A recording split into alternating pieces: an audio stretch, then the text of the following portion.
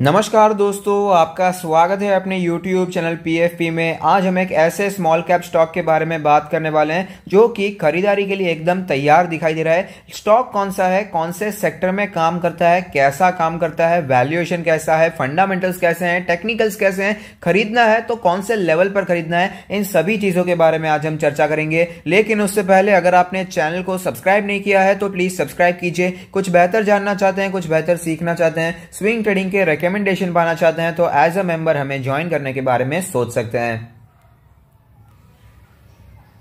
Company का नाम आपके सामने है थायरोकेयर टेक्नोलॉजीज लिमिटेड। तो आप समझ चुके हैं कि ये हेल्थ केयर काम करने वाली कंपनी हमें दिखाई देती है। डायग्नोस्टिक सेंटर चलाती है, एक स्मॉल कैप कंपनी है। 4756 करोड़ की मार्केट कैप है। 926 का लास्ट ट्रेडेड प्राइस है जो कि आज हमें 3% ऊपर दिखाई दिया। रिटर्न्स के प्रोफाइल के बारे में बात करें तो 1 मंथ में 4% की गिरावट पे स्टॉक अवेलेबल है। 1 ईयर के बारे में बात करें तो 49.5% के शानदार रिटर्न्स इसने बना कर दिए हैं। लॉन्ग टर्म 5 इयर्स के बारे में बात करें तो यहां पर भी कुछ सिमिलर काइंड ऑफ रिटर्न्स हमें देखने को मिलते हैं। 50% के पॉजिटिव रिटर्न स्टॉक ने बना कर दिए हैं। की मैट्रिक्स के बारे में बात करें तो पीई रेशियो 55.35 है, जबकि इस सेक्टर का पी रेशियो 42.5 है। प्राइस टू बुक रेशियो 13.35, जबकि इस सेक्टर का प्राइस टू बुक 5.15 है। डिविडेंड यील्ड है 0.53%, जबकि इस सेक्टर का डिविडेंड 0.49%। तो ओवरऑल अगर वैल्यूएशन के बारे में बात करें तो इसका जो वैल्यूएशन है सेक्टर के मुकाबले हमें ऊपर दिखाई दे रहा है, यानी कि प्रीमियम वैल्यूएशन पे स्टॉक ट्रेड करता हुआ नजर आता है।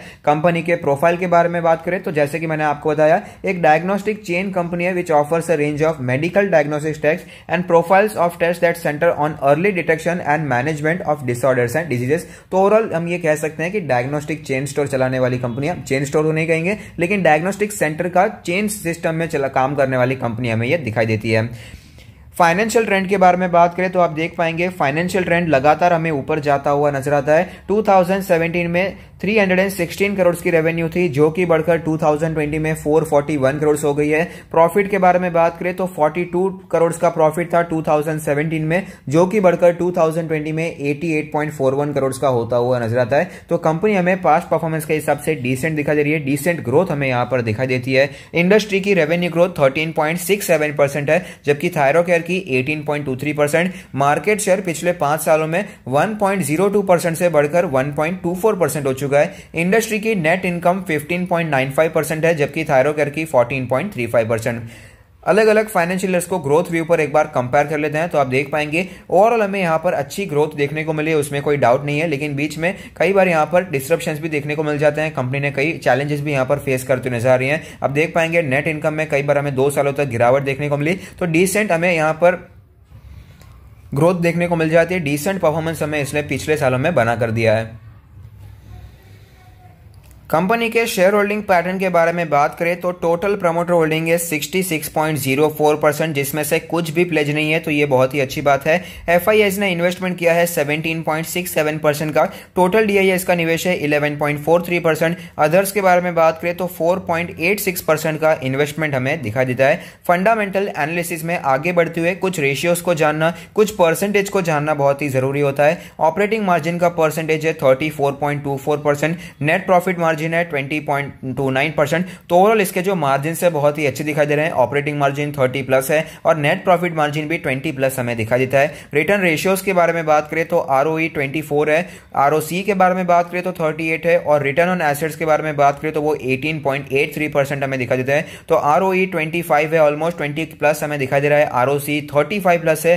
रिटर्न ऑन एसेट्स के बारे में बात करें तो ये भी हमें 15+ दिखाई देते हैं। तो ओवरऑल रिटर्न रेशियोज भी काफी अच्छे दिखाई दे रहे हैं। लिक्विडिटी रेशियो के बारे में बात करें तो करंट रेशियो 1.86 है, यानी कि कंपनी में कोई भी लिक्विडिटी का इश्यू हमें दिखाई नहीं देता, तो ये भी बहुत ही अच्छी बात है। लेवरेज रेशियो के बारे में बात करें तो 0.01 का डेट टू इक्विटी रेशियो है, यानी कि ना के बराबर कर्जा है कंपनी पर। यह भी बहुत अच्छी बात है क्योंकि जनरली स्मॉल कैप में अगर कर्जा बहुत ज्यादा होता है तो रिस्क बहुत ही बढ़ जाता है। वैसे भी स्मॉल कैप रिस्की होते हैं, ऊपर से कर्जे का रिस्क और भी बढ़ जाए तो ये इन्वेस्टर के लिए थोड़ा सा ध्यान देने वाली बात हो जाती है। और यहां पर कर्जा नहीं है, ये बहुत ही अच्छी बात बनकर आती है। इंटरेस्ट कवरेज रेशियो 80.18% है।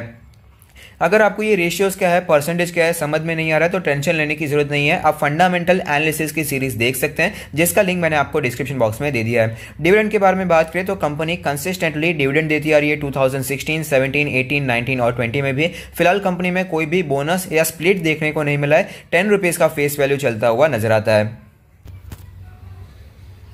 तो आप देख सकते हैं थायरोकेयर के चार्ट्स पर हमें क्लियरली पता चलता है कि 1200 पर अपना ऑल टाइम हाई बनाने के बाद हमें गिरावट देखने को मिल रही है। स्टॉक हमें करेक्ट होता हुआ नजर आया है और फिलहाल जो करंट मार्केट प्राइस है वो 925 है, तो अच्छा खासा करेक्शन हमें देखने को मिला है। करंट सिचुएशन के बारे में बात करें तो आप देख पाएंगे स्टॉक ने अभी भी अपने 200 डेज को इंटैक्ट रखा है। दूसरे जो मूविंग एवरेज है जैसे कि 50 डेज का, 100 डेज का और 20 डेज का मूविंग एवरेज, उसके नीचे स्टॉक हमें ट्रेड करता हुआ नजर आता है। इंडिकेटर्स के बारे में बात करें तो मनी फ्लो इंडेक्स का नंबर 75.33 है, जो कि बहुत ही स्ट्रांग दिखाई दे रहा है, बल्कि ओवरबॉट सिचुएशन में दिखाई देता है। आरएसआई के नंबर के बारे में बात करें तो आरएसआई का नंबर 49.44 है, जो कि हमें रिलेटिवली स्ट्रेंथ लेता हुआ नजर आता है, स्ट्रांग होता हुआ नजर आता है। एमएसीडी के क्रॉसओवर्स के बारे में बात करें तो फिलहाल जो क्रॉसओवर हमें बनता हुआ नजर आ रहा है, यहाँ पर पिछले कुछ दिनों से बुलिश क्रॉसओवर ही कायम है और वही हमें ऊपर जाता हुआ नजर आ रहा है। बॉलिंजर बैंड के बारे में बात करें तो मीडियन है 916 का लेवल और उसी के आसपास क्लोजिंग देखने को मिली है।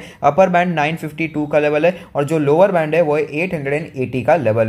पिवट पॉइंट्स के बारे में बात करें तो पिवट लेवल है 932 का लेवल, पहला पिवट रेजिस्टेंस है 976 का लेवल। नीचे सपोर्ट्स के बारे में बात करें तो पहला पिवट सपोर्ट 859 का बनकर आता है। लॉन्ग टर्म के चार्ट्स के बारे में बात करें जहां पर एक कैंडल 1 मंथ को रिप्रेजेंट करेगा, तो आप देख पाएंगे लिस्टिंग के बाद थोड़ी तेजी हमें देखने को मिली थी, लेकिन उसके बाद अच्छी खासी गिरावट देखने को मिली। स्टॉक हमें करेक्ट होता हुआ नजर आया था। 750, 800 के लेवल से स्टॉक नीचे आकर 500 के नीचे जाता हुआ नजर आया था, लेकिन उसके बाद शानदार तेजी स्टॉक में हमें देखने को मिली। और आप देख पाएंगे कोविड क्रैश के बाद तो स्टॉक बहुत ही तेजी से भागता हुआ नजर आया है। कोविड क्रैश में 500 के आसपास के लेवल देखने को मिले थे, 450 के लेवल्स देखने को मिले, लेकिन उसके बाद शानदार तेजी आई, 1200 तक स्टॉक पहुंच चुका था, लेकिन उसके बाद यहां पर हमें करेक्शन ही देखने को मिल रहा है। फिलहाल जो 20 मंथ्स का ईएमआई है वो कैलकुलेट होकर आता है 745 का लेवल।